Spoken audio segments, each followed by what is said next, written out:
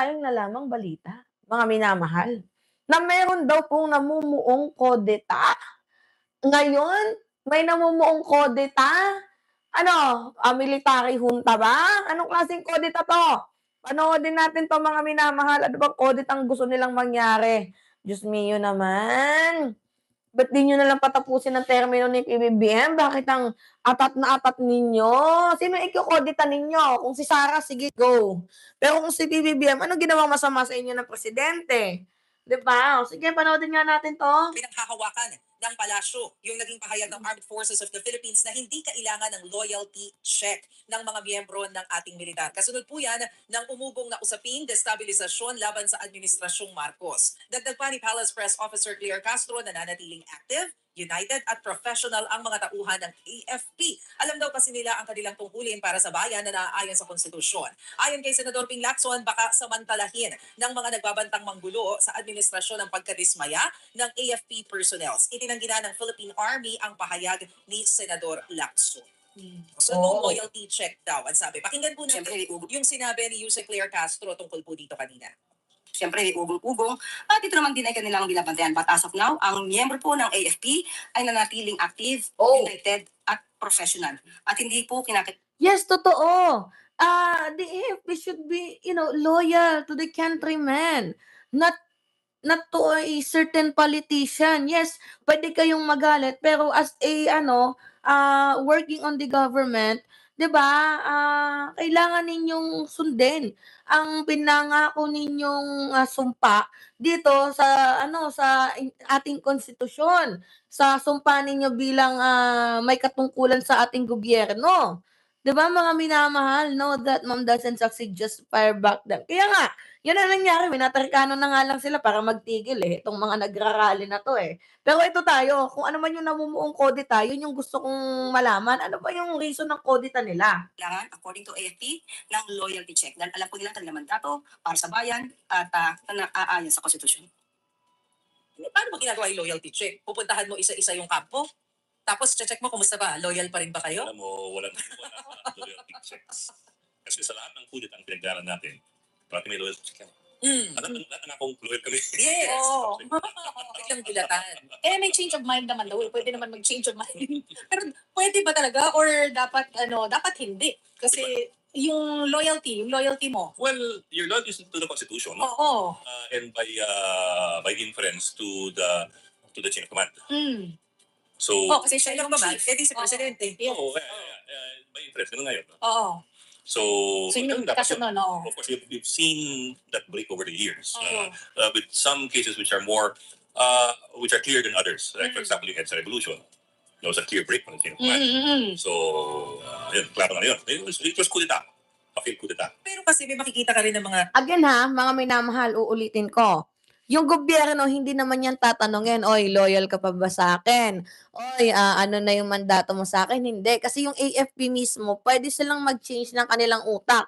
Sasabihing loyal, pero eto meron na palang tiradang gagawin. Pero as of the moment, nakikita naman natin, 'di ba, yung kampo ni General Browner, yung kampo ng ating ni Nartates, ng kapulisan, is hindi naman kumikilos against the government. Walang kilos na nangyayari, 'di ba, mga minamahal? Wala tayong nakikita sa hindi ako maghuhusga, pero wala pa tayong nakikita, mga minamahal, na yung mga kapulisan mismo ang nagsusulong na ito pabagsakin na natin ang gobyerno, wala. Kumbaga yung mga tao lang na yung mga tao lang diyan na inutusan, yung mga tagpa ₱500, yan lang yung inutusan na pumunta diyan sa para manggulo. Siyempre Independence Day ngayon, sa madaling sabi, walang trabaho, holiday, so sinamantala nila itong holiday na 'to. Mga minamahal, sinamantala nila yung holiday na 'to, mag-rally tayo, may pagkakakitaan tayo. Ngayon na winaterkanon kayo, galit na galit kayo, 'di ba, mga minamahal? So, anyway, sa ating mga kasundaluhan, kapulisan diyan, napakamalaking saludo at napakamaraming salamat sa ginagawa ninyong pagsuporta sa ating gobyerno, pagsuporta sa ating konstitusyon, at pananatili na yung inyong loyalty ay sa mamamayang Pilipino, 'di ba? So hindi nangangamba ang palasyo. Kasi walang numero ang mga malalaking grupo para pabagsakin si PBBM, patalsikin sa Malacanang, lusubin. Kasi alam ninyo, ganito yan mga minamahal, kahit sabihin na lang natin na hindi totoo yung banta, pero tinitake yan na serious ng ating AFP. So nagmamasid din yan yung mga yan. Yung mga pwedeng lusutan ng mga ralihista, yung pwedeng lusutan ng mga armadong grupo na, 'di ba? Baka mamaya may putukan na mangyari. So tinitingnan bawat daanan. Kaya mga ano diyan, yung mga AFP diyan, naka-ready na sila sa kanilang gagawin. Kaya nga sabi nga, hindi na kailangan ng loyalty check eh. Kasi yung mga ating kasundaluhan nananatiling loyal sa ating konstitusyon at hindi naman sa politiko na kung sino man punto pilasyo. Senyales, di ba, Bok, sa presidente kung meron silang natatanggap ng mga information. Dumadalas yung pagpunta nila sa kampo eh. Kinukumusta nila yung mga militar eh. To be fair, itong mga recent, itong mga nakalipas na linggo, parang wala pa akong napupuntahang kampo so far. Depende kung listo at kung the administration has its ears on the ground, then it may hear the rumblings. Pero minsan kasi manhid. Yeah, that's why you had so many coup attempts in the last 3 decades. Yes. And some of these were surprises. Literal surprises. So itong may mga usap-usapan ng coup attempts, kasi di ba merong mga ugong-ugong, pero parang sinasabi nga lagi ni Jovi, kung talaga namang may ganyan, may coup na mangyayari, ano yan biglaan, hindi yung pinag-uusapan. So kung ito, Bok, na may mga pinag-uusapan na ganyan, Totoo, biglaan yan yung wala na madaming sabi-sabi, lulusubin niyo na lang. Ito kasi parang pananakot lang 'to, eh. Like emerald lang nila, ewan ko kung napakinabangan nila 'tong eme-eme nila na susugurin yung Malacanang. Siguro yung mga ralista nakinabang kasi binigyan sila ng tagpa ₱500 ta's napaliguan pa sila, fresh pa sila kasi winater cannon sila. 'Di ba mga minamahal, maybe yung mga ralista nakinabang. Pero yung mga malalaking grupo yung nasa likod nito, nagsayang lang kayo ng pera kasi yung mga bata ninyo, tingnan ninyo, tinaboy lang ng isang water cannon. Ano yung sabi ni Pulongist Youthman? The vague, ma'am, the minions of darkness will not succeed.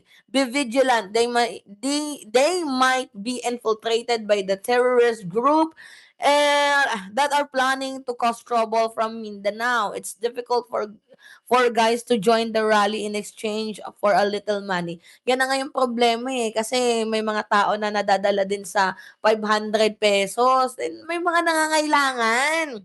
So pagbigyan na natin sila, magsisigaw lang naman sila, oh, buwagin ang Senado, patalsikin si BBBM. Okay, 'di ba? Sa pagsisigaw nila na yun, kumita sila. So, hayaan na natin, kumita sila doon, pero wala naman silang power, wala silang lakas para buwagin, sunugin, sirain, lusubin ang Malacanang, 'di ba?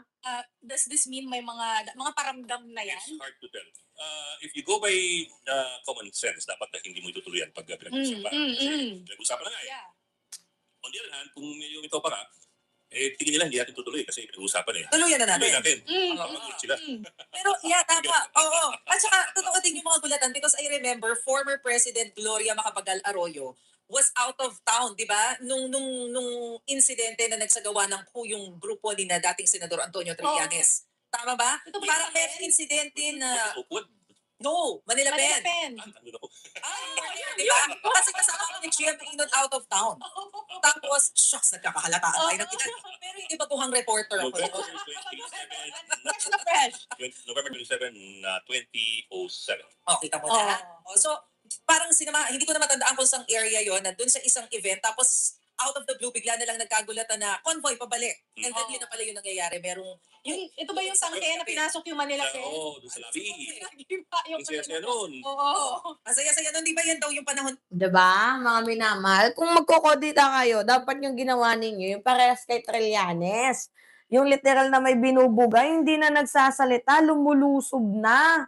'Di ba mga minamahal, dapat gano'n, yung lumulusob na. Pero sa mga nag-aalala diyan, mga minamahal, wala kayong dapat ipangamba dahil, yung, security naman natin ay preparado sa nagaganap na rally.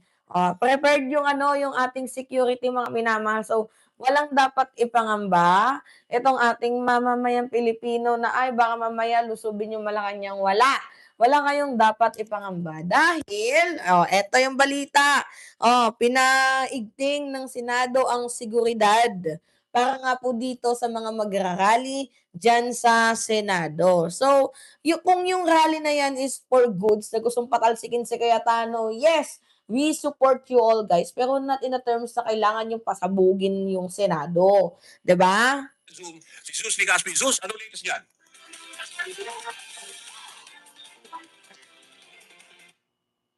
Ano daw yung latest diyan sa Senado? Zeus, go ahead. Dali at Liza, nag-isa na nga ng mga pulis at traffic itong front lane ng guard. Yan yung kalsada ng Senado kung magagating doon sa district court dito nga yan sa Fence City. Inakanitang reputasyon magiging pagkilos na inasahan dito kasabay ng pagdiriwang ng Araw ng Kalayaan. Ang Rage Coalition, yung isa sa mga grupong inaasahan magtutungo dito sa tapat ng Senate compound. Rage Coalition, grupo ni Baste Duterte. Tama ba? Yung RAGE, yung Rage Coalition, yan yung grupo ni Baste Duterte na binuo nila out of nowhere. Ano bang ibig sabihin ng Rage Coalition na yan? Hindi ko alam, naririnig ko lang yan. 'Di ba? So, wala. Tingnan ninyo, yung Rage Coalition ni Baste Duterte, tingnan ninyo, wala namang napatunguhan. Oh, may nangyari ba? Nalusob niyo ba yung Malacanang? Mukhang wala naman. Sa aking pagkakakita mukhang wala naman. Ngayong araw. Ayon kay Pasay City Police Pasay City Police Chief Police Colonel Joselito De Sesto, inaasahan din yung Jesus is Lord at grupong Masada dito sa Oh, yung Jesus is the Lord? Yun lang ba? Yung kay Joel Villanueva, yung magra-rally, yung Rage? Or baka naman meron pang malaking grupo? Di lang natin masabi.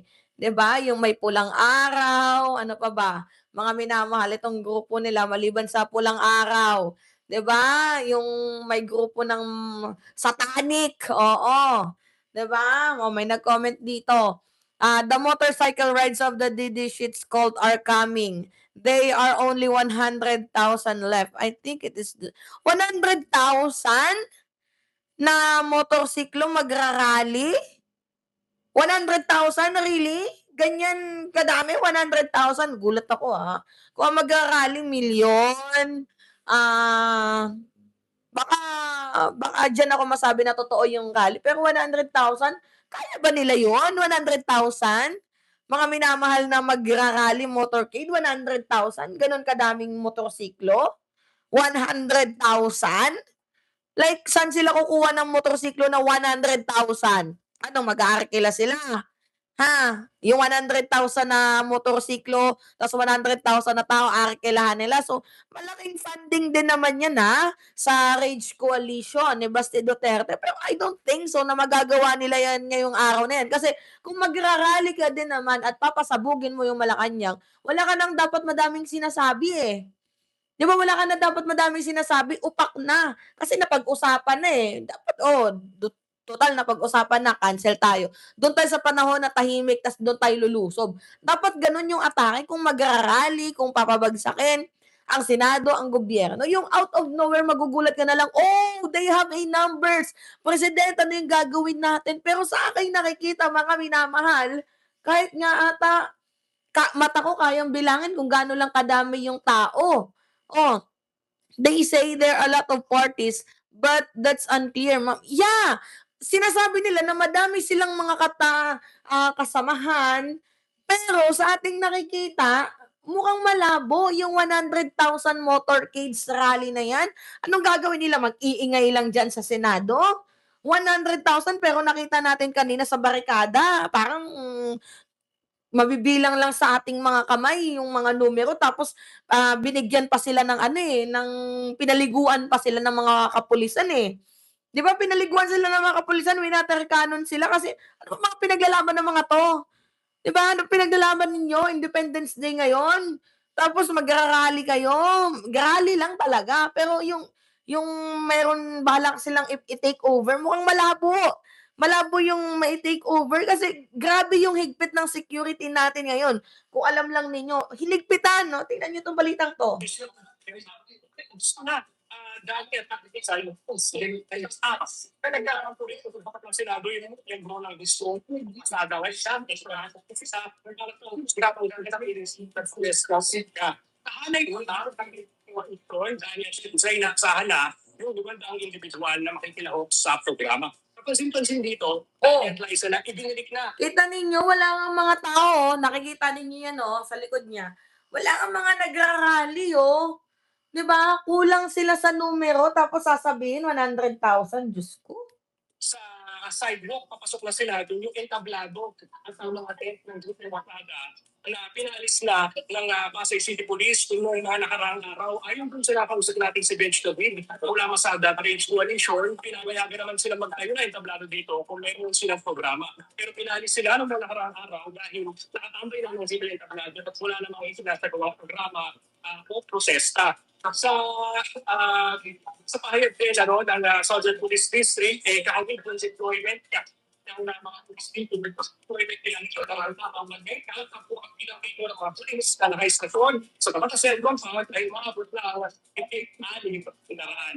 Ngayon, Dani at Liza, wala pa daw mga miyembro din po sa yung tingnan ng mga Nakikita ninyo kahit mismo reporter nagtataka, nasaan na yung mga nagra-rally dito? Nasaan na sila?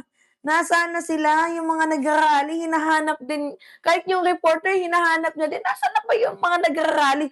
Nasaan na ba yung mga nagsasabi na papabagsakin yung gobyerno? Bakit wala? Alam ninyo mga minamahal, malaki din naman kasi talaga yung impact ng rally. Kwento ko sa inyo, kapag may rally, mapa-paralyze ang ating gobyerno. Yun yung unang mangyayari, mapa-paralyze. Bakit? Sabihin natin, magra-rally sila sa mga daanang laging dinadaanan ng mga sasakyan. Siyempre, yung mga sasakyan na yan, yung transportation na yan, mahalaga kasi sila yung nagdadala ng ekonomiya. 'Di ba? Yung mga jeepney drivers natin, yung mga, kumbaga sa madaling sabi, tracking, 'di ba? Mapa-paralyze ang gobyerno kasi kunyari may darating na na negosyo ka, hindi makakarating kasi nga nandoon traffic, nagkakaroon ng malakihang rally, hindi mo naman pwede silang sagasaan kasi baka makasuhan ka.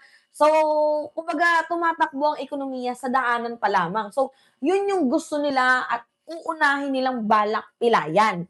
Yung mismong daanan kasi magkakaroon talaga ng collapse yung ating gobyerno. Yung mapaparalyze talaga ang ating gobyerno mga minamahal sa kanilang gagawin.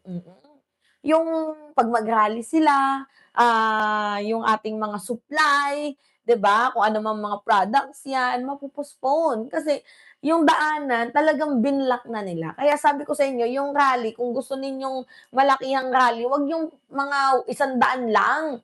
'Di ba? Dapat yung rally is yung hindi niyo na pinagsasabi, yung magugulat na lang sila, "Uy, they have a numbers." Yung gano'n, 'di ba? "Oh, they have a numbers pala." Tas yung mga militar diyan hindi preparado. Dapat gano'n, Kaso ang nangyayari maingay. So 'pag maingay, hindi pa yan shocks yung rally nila, hindi pa yan makatotohanan, eme pa lang nila yan. They don't even recruit people. They don't have any more number. Wala nga silang numero, kumbaga more on social media lang sila na may mangyayaring malakihang rally, ganito yung mangyayari, ganito yung mangyayari. Kumbaga, they have their number sa social media.